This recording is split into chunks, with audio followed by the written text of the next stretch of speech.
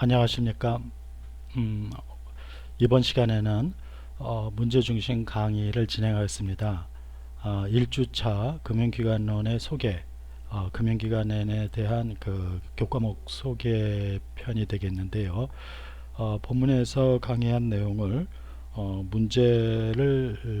문제로 만들어서 문제를 풀어가면서 본문에서 조금 설명을 다 못했던 부분이나 또는 복습해야 될 내용 이런 것들을 어, 이번 시간에 하도록 하겠습니다. 자, 첫 번째 문제인데요. 첫 번째 문제, 어, 재무관리의 목표로 알맞은 것은 다음 중 무엇인가 이렇게 되어 있습니다. 그래서 1번 순이익 극대화, 2번 영업이익 극대화, 그리고 3번 그 기업가치 극대화, 그리고 4번 사회적 책임 완수 이렇게 되겠습니다. 어, 우리가 그 순이익의 극대화, 영업이익의 극대화, 순이익은 재무제표 손익계산서상에서 주주에게 귀속되는 사업 성과, 그러니까 사업 성과 중에서 주주에게 귀속되는 부분을 얘기하는 거고요. 영업이익 극대화는 그 주주와 채권자에게 귀속되는 것을 합친 거죠. 그러니까 영업이익 극대화가 이제 기업 가치를 결정하는 거고, 순이익이 자기 자본 가치를 결정하는 것이라고 기업 재무 시간에 이제 공부를 했습니다. 그런데 재무관리에서는 그 이런 발생주의에 의한 손익계산서의 기업 성과, 그 페이퍼상의 이익, 회계상의 이익을 그 관리 대상으로 하지 않아요.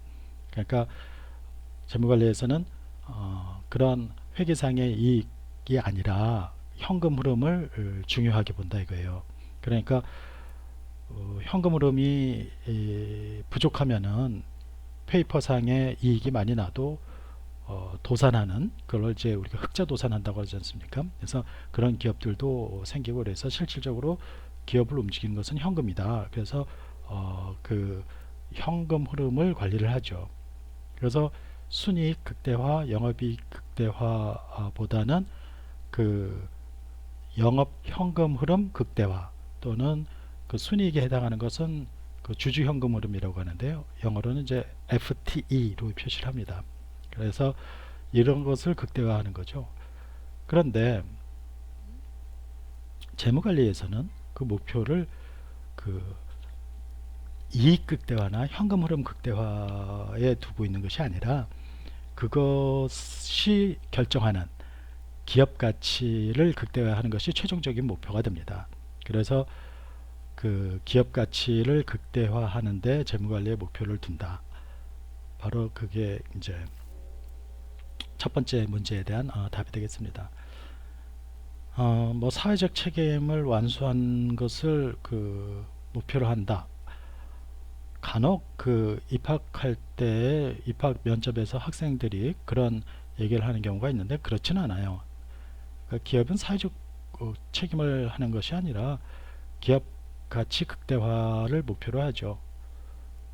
기업 가치를 쭈그러뜨리지 않고 지금 현상만 유지해도 기업은 그 사회적 책임을 하는 거예요. 왜냐면은 기업은 종업원에게 급여를 줘야 되고, 거래처에 대금을 결제해야 되고, 정부에 세금을 내야 된단 말이에요.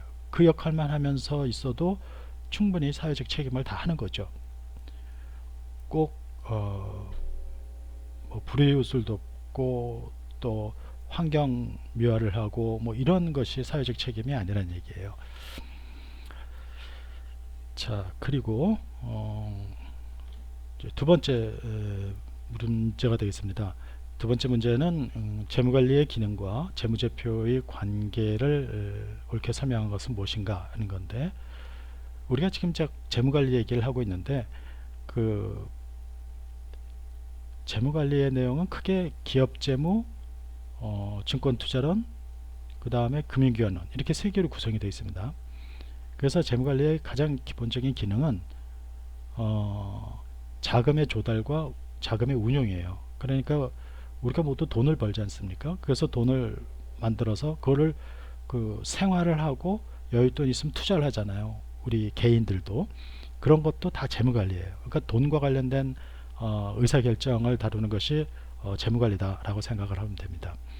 그럴 때 재무관리의 기능은 자금의 조달과 운용이에요. 돈을 마련을 하고 그거를 투자를 해야 되는 거죠. 자금 운용은 투자입니다. 간단하게 얘기하면은. 그러면은 내가 그 통닭집을 하겠다라고 하면은 통닭집을 하는 거는 자금 운용이에요. 그런데 그 통닭집을 하기 위한 자금을 마련해야 되잖아요. 그러면은 그거는 자금 조달이 되는 겁니다. 통닭집은 개인이니까 간단하지만 그 삼성전자 같으면은 그 반도체 생산 설비를 구입을 한다. 그게 자금 운용입니다. 그리고 그 반도체 설비 자금을 마련하기 위해서 주식을 발행하거나 은행에서 자금을 조달한다. 그러면은 그게 자금 조달이 됩니다. 이러한 자금 조달과 운용이 재무관리의 기본적 기능인데 이것을 가장 잘 나타내는 것이 바로 재무상태표예요. 재무상태표를 생각해 보면은 재무상태표에 우리가 이제 그 오른쪽을 대변이라고 하고 왼쪽을 차변이라고 하지 않습니까? 그랬을 때 그 오른쪽에 부채와 자본이 있는 것이 자금의 조달이죠. 그리고 그 왼쪽에 그 삼성전자 같은 경우는 반도체 생산 설비가 있을 거고 현대자동차 같은 경우에는 자동차 생산 설비가 있을 겁니다. 그것이 바로 자금의 운용이죠. 그러니까 자금의 조달은 재무상태표의 대변이 맞고 자금의 운용은 재무상태표의 차변이 맞는 거죠. 부채가 아니라. 그러니까 1, 2, 3, 4번에서 그 자금 운용, 자금 조달이라는 재무관리 기능을 나타내는 것은 일단 재무상태표고요. 대차대조표라고도 하죠. 그리고 그 중에서 자금 조달은 재무상태표의 대변, 자금 운용은 재무상태표의 차변입니다. 그래서 4번이 답이 되겠습니다. 세 번째 질문은 재무관리의 기능 중 자금 운용, 그러니까 그 투자와 관련된 내용이죠. 그러니까 이 자금 운용과 관련된 이론 및 주제가 아닌 것은 뭐냐 이거예요. 우리가 그 기업재무 시간에 어떤 공부를 하냐면은 자본 예산이라는 공부를 해요. 자본 예산이라는 게 뭐냐면은 어떤 투자를 해가지고 실물 투자를 해가지고 그 효과가 오랫동안 지속되고 회사의 운명을 결정지을 수 있고 또 그 대규모로 이루어지는 그런 투자를 자금 운용 대차대조표의 차변에 나타내는 거죠. 그럴 때 그 결정을 하는 분석 기법을 자본 예산이라고 합니다. 캐피탈 버제팅이라고 하죠. 그러면은 어떤 투자를 할 것인가를 말할 때 기준을 뭘로 정해야 될까요? 그게 바로 수익률이에요. 내가 투자를 하면서 수익률이 높은 투자안, 낮은 투자안이 있으면은 당연히 높은 투자안을 해야 되죠. 그래서 수익률은 자금 운용과 관련된 주제입니다. 자본 예산은 자금 운용, 실물 투자와 관련된 이론이에요. 그런데 자본 예산의 그 기법을 살펴보면은 그 안에 자본 예산의 절차를 살펴보면은 그 첫 번째가 투자 기회를 포착하는 거고 탐색하는 거고, 두 번째 그렇게 탐색한 투자 기회 중에서 괜찮다 싶으면 현금 흐름을 측정을 해야 돼요. 두 번째. 그 다음에 세 번째는 똑같은 현금 흐름이 측정이 됐어도 그것을 경제성을 평가하는 방법은 좀 달라요. 여러 가지가 있어요. 그래서 경제성 분석 기법으로 우리가 보통 한 4가지를 공부합니다. 그 현금 흐름이 측정이 되고 난 다음에 할 수 있는 그런 경제성 분석 기법이 첫 번째가 회수기간법이고, 두 번째가 평균이익률법, 세 번째가 순현재가치법, 그리고 마지막 네 번째가 내부수익률법이 되겠습니다. 그 중에서 가장 우수한 방법은 순현재가치법, NPV법이라고 했죠. 이런 내용들을 가지고 어떤 투자를 할 것인가를 결정을 하는 거죠. 그래서 그런 결정을 해서 삼성전자 같은 경우는 반도체 생산 쪽으로 간 거고, 현대자동차 같은 경우는 그 자동차 생산 쪽으로 간 거죠. 또 LG화학 이런 데는 이제 배터리 이런 쪽으로 간 거죠. 그 각각 자본 예산을 통해서 어떤 사업을 할 것인가를 결정한 것은 이제 회사마다 달라지는 거죠. 그게 이제 회사의 그 명운을 다루는 그런 주제가 되겠습니다. 그런데 그때 사업을 하려면은 돈이 필요하지 않습니까? 그러니까 그 돈을 조달을 해야 되는데, 우리가 생각에 내가 필요한 돈을 조달한다 이럴 때 제일 먼저 아파트를 사는데 돈이 부족해서 은행에서 돈을 빌리겠다. 그럴 때 어느 은행에 가서 빌립니까? 대출금리가 가장 낮은 은행에서 돈을 빌리죠. 그런 대출금리가 바로 자본비용이 되는 거예요. 그러니까 자본비용이라는 것은 자금 운용과 관련된 주제가 아니고 자금 조달과 관련된 주제라고 할 수 있는 겁니다. 그래서 문제 3번에 자금 운용과 관련된 것이 아닌 것은 바로 자본 비용이죠. 이것은 자본 조달과 관련된 주제가 되겠습니다. 그 다음에 문제 4번은 우리가 이제 지금까지 얘기한 거는 재무관리, 기업 재무와 관련된 내용이고, 이번에는 그 증권 투자론과 관련된 내용을 살펴보겠습니다. 증권 투자론의 특징을 설명한 것이다. 옳지 않은 게 뭐냐 이거예요. 1번 주식과 채권이 증권에 해당한다. 그렇죠. 전통적으로 주식과 채권이 증권에 해당이 됩니다. 물론 이제 그 다음에 파생상품이나 이런 것도 생기긴 했지만 그것도 증권에 해당이 됩니다. 그리고 기업의 입장에서는 증권이 자금 조달 수단이 된다. 맞죠? 그 기업은 증권을 그 사업을 실물 투자를 하는데 필요한 자금을 조달하는 방법으로 증권을 발행을 해요. 그래서 채권을 발행을 하기도 하고 주식을 발행하기도 하죠. 그것은 자금 조달 수단이 되는 거예요. 그리고 증권 투자로는 증권을 자금 운용 수단으로 본다? 이게 무슨 말이에요? 그러니까 증권 투자론, 우리가 공부하는 증권 투자론은 증권을 발행을 해서 자금을 조달하기 위한 기업의 입장에서 공부하는 것이 아니고, 여윳돈이 있어서 그 증권에 투자함으로써 내가 수익을 올리고자 하는 그런 자금 운용 수단으로 본다는 거예요. 그러니까 증권 투자론은 기업이 사업에 필요한 자금을 조달하기 위해서 주식을 발행을 한다, 주식이나 채권을 발행을 한다, 이런 거는 증권 투자론에서 하는 게 아니고 기업 재무에서 하는 거죠. 기업의 입장에서 얘기하는 거기 때문에. 그렇지만 증권 투자론 우리가 공부하는 내용은 내가 여윳돈이 있어서 그 주식을 사겠다, 그래서 이익을 내겠다, 그런 투자자의 관점에서 공부하는 것이 증권 투자론이에요. 그래서 이때는 증권을 자금 운용 수단으로 보는 거죠. 그 자금 조달 수단으로 보는 게 아니라. 그리고 기업의 입장에서 네 번째 질문은, 기업의 입장에서 증권 발행 자금은 자본을 구성한다 이렇게 되어 있는데 맞는 말인가요? 틀린 말인가요?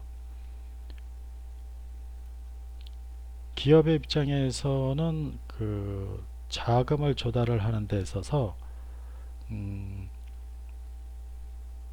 자금을 조달하는 데 있어서 증권을 발행을 한다.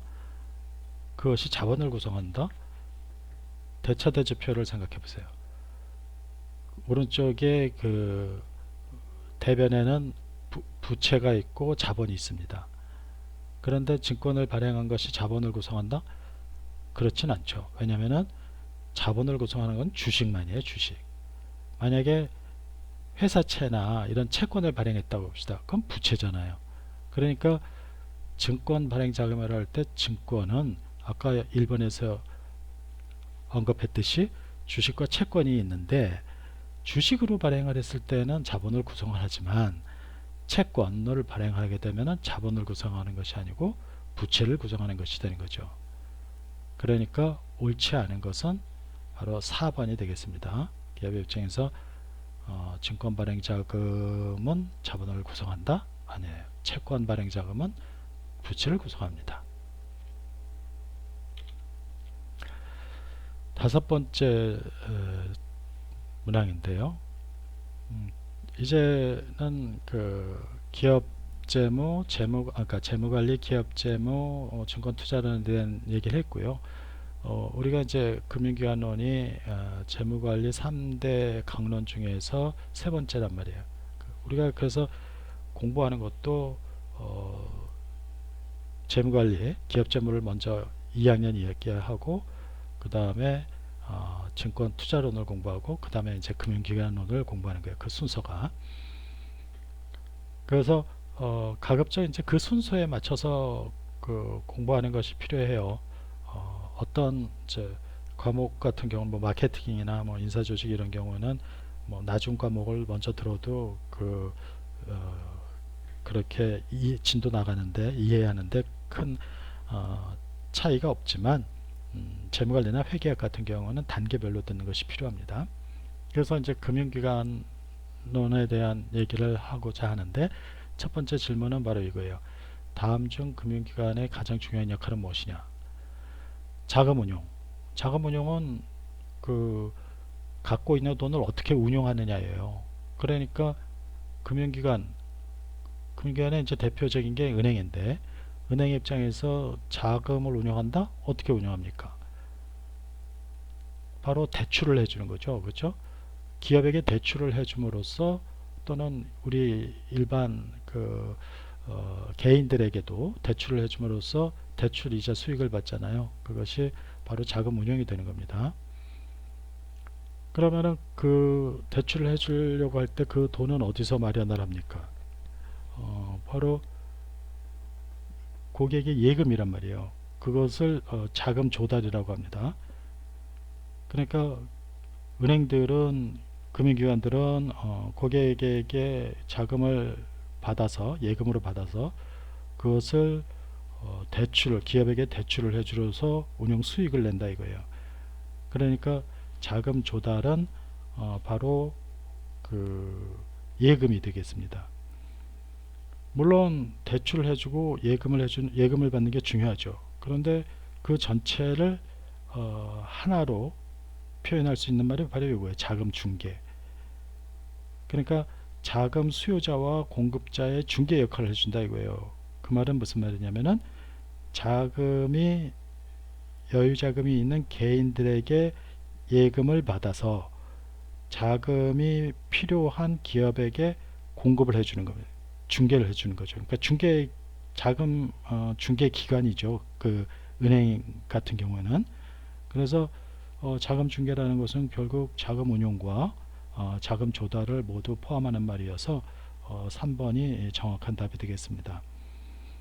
자금 운용도 중요하지만 그거는 한 면이고, 또 자금 조달도 또 다른 한 면이기 때문에 그것을 개별적으로 말할 수는 없고, 그 전체를 포함한 자금 중개 기능을 금융기관의 가장 중요한 역할로 보는 것입니다.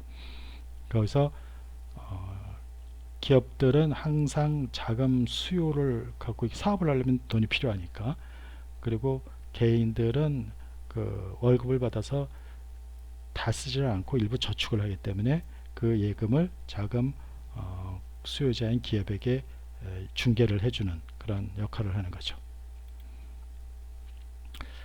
자, 문제 6번입니다. 다음 중 금융기관의 위험 변수 중에서 가장 중요한 것이 뭐냐 이거예요. 주가 변동. 그러니까 주가가 떨어지면 손실을 볼 수 있죠. 그렇죠. 그 금융기관도 주식 투자를 해요. 뭐 개별 주식에 대해서는 금융기관들은 잘 안 하지만 뭐 펀드에 그 가입하면서 자기네도 간접금융 상품을 가입을 해요. 그러면은 주가 변동으로 주가 하락으로 해서 손실을 볼 수가 있죠. 그러니까 위험 변수는 맞습니다. 두 번째, 환율 변동. 환율 변동은 환율이 오르거나 내림으로써 손실을 보는 경우죠. 은행의 입장에서 외화 채권을 갖고 있다고 봅시다. 그러면은 환율이 오르면은 이익을 보겠죠. 그렇지만 외화 차입금을 갖고 있다고 해봐요. 그러니까 은행도 필요한 돈을 예금으로만 조달하는 것이 아니고 다른 외국 은행에서 그 달러 차입금을 조달할 수도 있어요. 그러면은 환율 상승의 경우에는 손실을 보게 되겠죠. 그러니까 환율 변동으로 해서 기업에게, 은행에게, 금융기관에게 영향을 미치는 것은, 영향이 발생하는 것은 틀림없는 사실입니다. 그런데 은행이 그 외화 채권도 안 갖고 있고 뭐 달러 외화 자산을 안 갖고 있어요. 또 외화 부채도 없어요. 그러면 환율 변동과 상관없죠. 또 주가도 어떻습니까? 이 회사가 주식에 투자한 것도 없어요. 그럼 뭐 주가 변동, 이 은행이, 이 금융기관이 주식에 투자한 것도 없어요. 그러면 주가 변동으로 인해서 손실이 발생할 것도 없죠. 그렇지만 은행은 그 대출에서 수익을 내고 예금에서 그 이자를 지급해주는 그런 구조를 갖는 것은 어떤 은행이든지 외화자산이 있건 없건 또 주식을 투자했건 안 했건 상관없이 기본적인 기능이란 말이에요. 그러니까 대출과 예금의 그 금리 차이로 이익을 본다 이거예요. 금융기관들은. 그러니까 금리 변동으로 발생하는 위험은 금융기관으로서는 피할 수 없는 위험이고 가장 중요한 위험이기도 합니다. 대출 금리가 더 높죠. 대출 금리가 5%라고 하고 예금 금리가 3%라고 해요. 그럼 2%만큼 이자 마진이 생기는데 이 이자 마진이 바로 금융기관의 그 기본 먹거리가 되는 거죠. 그래서 금융기관은 항상 대출 금리를 높게 잡기 때문에 예금 금리보다, 그래서 안정적으로만 운영이 되면은, 보수적으로만 운영이 되면은 손실을 볼 일이 없어요. 그런데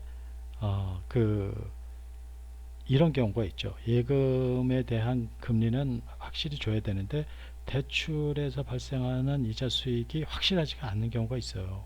왜냐면은 그 대출을 받아간 기업이 부도나거나 이러면은 회수를 못 하잖아요. 그러면서 손실이 발생할 수 있죠. 그러다 보니까 기업의 입장에서는, 은행의 입장에서는, 금융기관의 입장에서는 금리가 가장 중요한 변수가 된다 는 거예요. 경제 성장률의 변동, 뭐 이것도 금융기관에 영향을 주지만 요거는 금융기관에만 영향을 주는 것이 아니라 모든 기업에 다 영향을 주는 거죠. 그 정부에도 영향을 주고 가게에도 영향을 주고 기업에도 영향을 주고 금융기관에도 영향을 주고 이런 것들입니다. 그러니까 문제에서 물어본 것처럼 금융기관의 위험 변수 중 가장 중요한 것은 금리 변동이 되겠습니다. 금리 변동. 그래서 지금 경기가 아주 안 좋다고 해도 금융기관들의 경우에는 사상 최대의 이익을 내고 있다고 그렇게 얘기를 하죠. 또 금융기관보다도 더 이익을 많이 내고 있는 것은 정부라고 해요.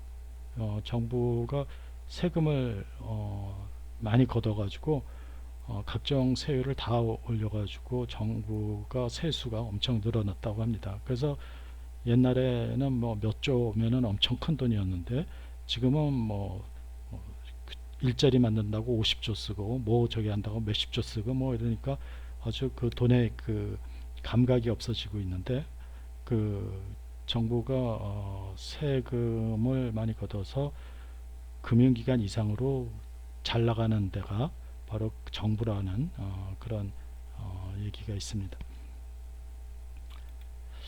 자, 문제 7번을 봅시다. 은행은 자금을 무슨 형태로 조달하고 무슨 형태로 운용한다. 괄호 안에 차례로 들어갈 것이 뭐냐 이거예요. 그러니까 은행이 그 자금을 조달하는 거는 어떤 형태로 했어요? 예금이라고 했죠. 예금. 그래서 처분 앞에 들어갈 거는 예금이에요. 예금. 그죠? 그러니까 여기서 보면은 1번, 2번은 틀렸고 3번, 4번 중에 하나입니다. 그렇게 조달한 돈을 무엇의 형태로 운용한다? 그 대출을 해줘서 이익을 본다고 그랬죠. 그래서 대출의 형태로 이해한다. 그래서 4번이에요. 그 은행의 기본적인 기능이 예금 받은 돈을 대출해줘서 이익을 받는 거잖아요. 그러니까 4번이 답이 되는 거죠. 보증? 보증은 그 이자 수익을 받는 것이 아니고 그 운용을 하는 게 아니고 보증을 서준다고 그래요. 그거는 그 부의 활동이라고 합니다. 그러니까 부회라는 거는 오프 밸런스 시트, 그러니까 장부에 나타나지 않는 활동. 그러니까 보증 서주는 거는 그냥 수수료를 받기 위한 그 경제 행위란 말이에요. 거래 행위. 그러니까 그거는 자금 조달과 운용, 자금 조달 및 운용과는 상관이 없고 그냥 부의 활동을 통해서 수수료 수입을 올리는 그런 것이라고 생각을 하시면 되겠어요. 그래서 문제 7번에 대한 답은 4번이 되겠습니다.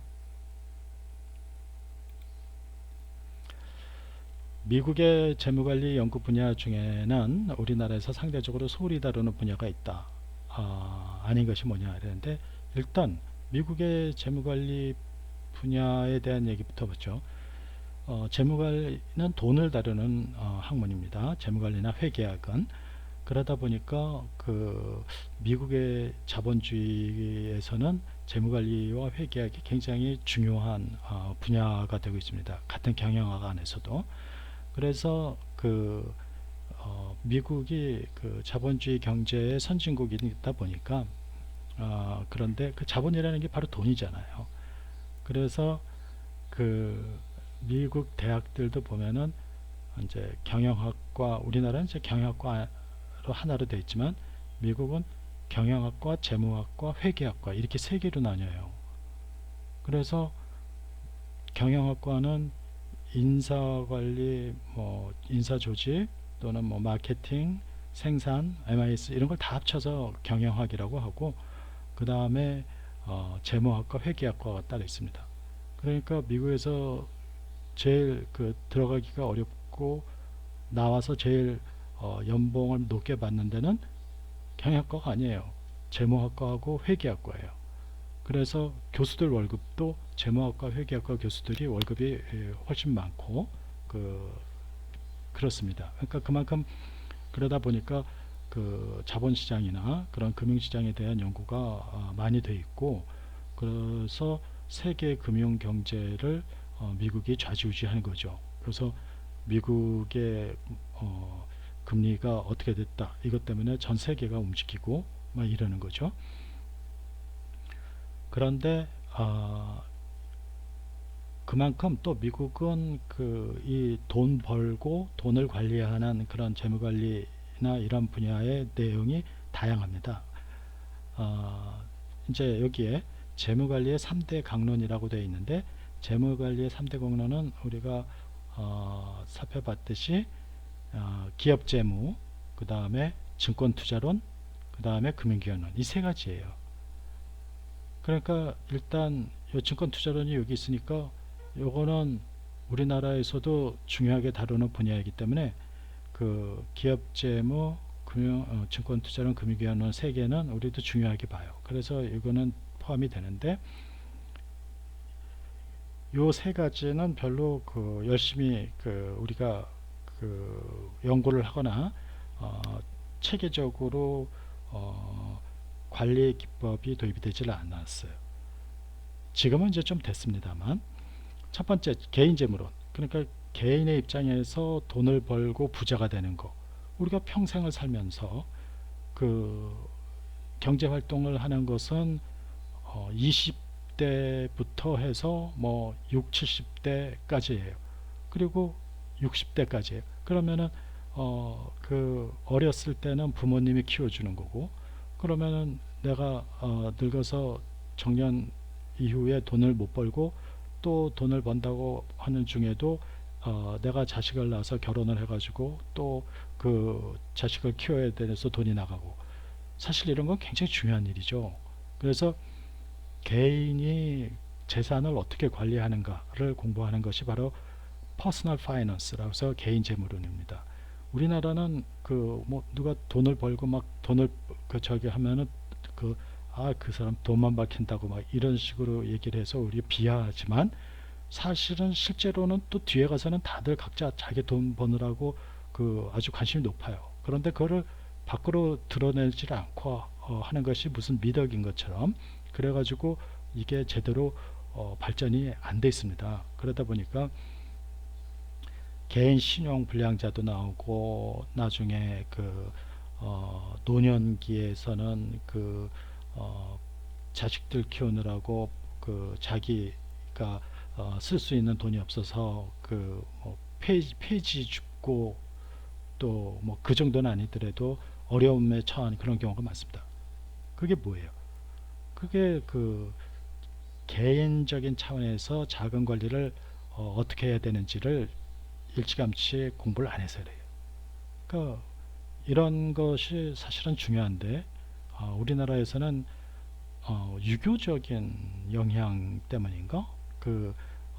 무슨 돈에 대해서 밝히는 것, 돈에 대해서 관심 갖고 부자가 되려는 것을 그냥 돈을 밝힌다는 식으로 비하해서 하는 그런 풍토가 있었기 때문입니다. 또 하나 이제 리얼 에스테이트라고 그래요. 이것은 이제 리얼 에스테이트는 부동산이에요. 부동산 관리는 정말 중요하죠. 왜냐면은 부동산은 한정된 자원 아닙니까? 그래서 어느 지역을 부동산 개발을 해서 또 그걸로 부동산 수입을 올리고 그것으로 해서 부자가 되는 거, 이거 중요한 얘기예요. 미국 트럼프 대통령도 부동산 개발업자였지 않습니까? 그만큼 부동산이 경제에 미치는 영향이 크죠. 그런데 우리나라 같은 경우는 부동산에 대해서 투자를 한다고 하면 적폐 취급을 하고, 또 그거를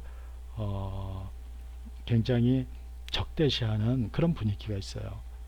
그런데 그렇게 한다고 부동산 투자를 안 합니까? 할 사람은 다 해요. 그러니까 정부에서도 부동산 소득은 불로소득이어서 다 세금으로 징수하겠다. 또 부동산과 관련된 투자를 한 사람은 투기꾼으로 몰고, 그러면서 중과세를 하고 그러지만, 실제로 정부 담당자들도 청와대 수석들도 다 투자를 해놓고 그러고 있었잖아요. 그리고 이런 것들이 겉으로는 아닌 것처럼 하면서 뒤로는 다 하는 그런 이중성을 갖는 거죠.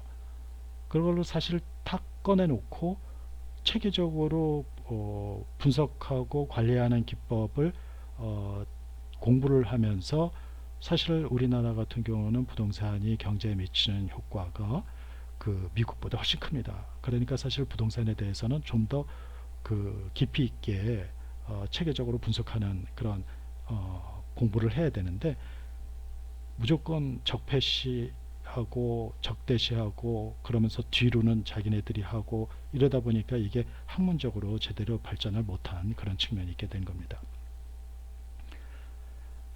또 세 번째 보험론인데, 보험도 우리나라에서는 그 아줌마들을, 그 보험 아줌마들을 동원해서 인적 네트워크를 통해서 판매하는 그런 관행이 있다 보니까 이게 학문적으로 제대로 이론적으로 관리되는 측면이 별로 없었어요.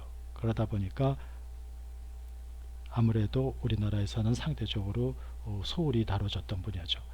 그래서 이 세 가지 분야는 요즘은 좀 달라졌습니다만, 아무래도 아까 얘기했던 재무관리 3대 강론, 기업재무, 증권투자론, 금융기관론에 비해서는 소홀히 다뤄졌던 것이 사실입니다.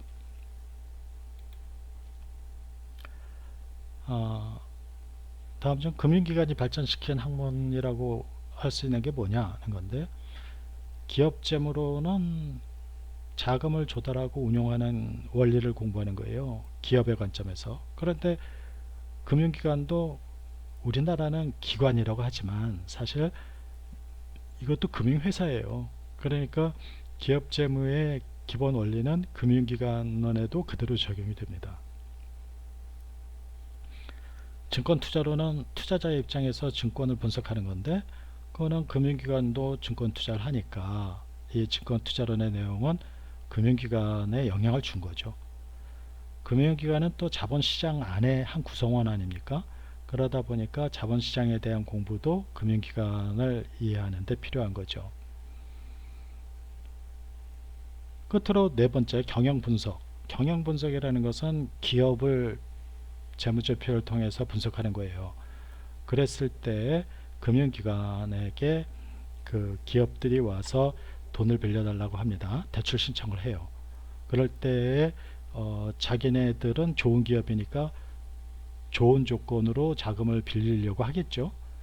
그런데 은행의 입장에서는 그거 믿고 그대로 빌려줬다가 대출금을 회수 못하는 상황이 생겨서 은행이 망할 수도 있어요. 옛날에 IMF 위기 때 제일은행이, 평화은행이, 여러 은행, 동아은행, 여러 은행들이 다 망해 없어졌어요. 그러니까 금융기관의 입장에서는 대출을 얼마나 잘 회수할 수 있을까, 그래서 기업을 분석할 필요가 제일 먼저 생긴 거죠. 그래서 금융기관이 발전시킨 학문 분야는 경영분석 또는 재무분석, 재무제표 분석, 이런 것이 바로 되겠습니다. 금융기관과 직접적으로 관련된 시장이 뭐냐? 우리가 이제 금융시장 안에는 직접금융시장과 간접금융시장이 있어요. 직접금융시장은 자금 수요자와 공급자가 직접 만나는 거예요. 그러니까 기업이 주식을 발행하고 투자자가 주식을 산다? 그럼 직접 만나는 거예요. 간접금융시장은 중간에 금융기관이 있는 거예요. 그래서 금융기관이 중개기관으로서 자금 수요자와 공급자를 연결시켜주는 역할을 담당하는 것이 바로 간접금융시장입니다. 그래서 간접금융시장은 투자자와 기업이 직접 만나지 않고 금융기관을 통해서 만난다고 해서 간접금융시장이라고 하는 거죠. 자본시장은 이제 직접금융시장이죠.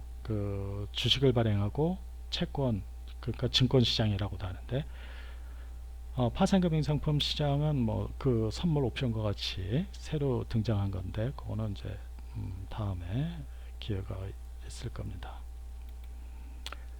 그 다음에 11번 문제인데요. 금융기관의 관리 기법으로 종합적 성격을 갖는 것은 무엇이냐, 이렇게 되어 있는데, 이걸 보시면은 여신관리는 대출관리예요. 대출의 여신은. 그리고 예금관리, 요거는 빌려온 돈이죠. 그러니까 은행의 입장에서는 예금이 부채예요. 그러니까 요거는 수신관리라고 해요. 수신관리. 여신관리는 대출이죠. 이건 자산관리예요. 그러니까 금융기관의 여신은 자산이고 예금은 부채입니다. 그러면 대차대조표를 이렇게 보면은 이쪽이 자산, 여기가 부채, 그럼 나머지가 뭐예요? 자본금이 되죠. 자본. 그래서 그 자본을 관리하는 그 내용이 여기 있는데, 이런 것들은 다 개별적으로 관리를 하는 거죠. 그렇지만 요 ALM이라는 거는 이게 우리가 이 영문 이니셜로 주로 표현을 하는데 ALM은 Asset and Liability Management예요. 그러니까 자산과 부채를 동시에 관리한다는 거예요. 그러니까 동시에 종합적으로 관리하는 거죠. 이건 개별적으로 관리하는 건데, 그래서 이 ALM은 종합적 성격을 갖는 거라고 할 수가 있습니다. ALM은 우리가 나중에 자세히 공부하게 될 겁니다. 중요한 금융기관론에서는 굉장히 중요한 내용이에요. 자, 오늘은 이번 시간에는 여기까지 해서 마치도록 하겠습니다.